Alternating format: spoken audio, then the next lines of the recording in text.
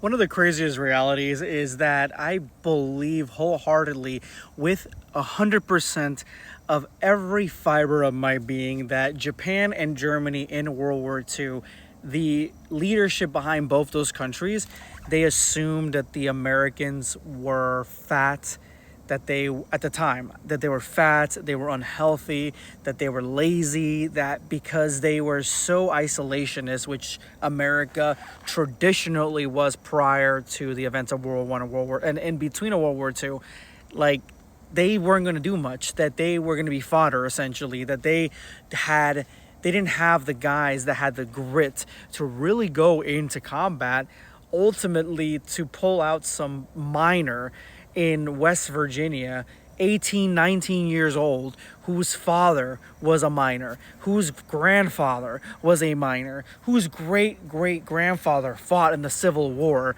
and bringing these guys into Central Europe or one of the islands over there in the Pacific, and they just like, yep, I went over that ridge and I just started blasting.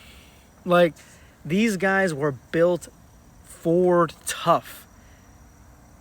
There's no real comparison. Like, our generation now is far softer, like, overall, than the generation of World War II. And that's just a fact with the way that the world is set up right now. And I'm telling you, our adversaries, our enemies, they're going to try it again. They're going to try to run the gambit again. The only difference now is that we have technology as the great equalizer, as we are technologically more advanced than other civilizations on this planet.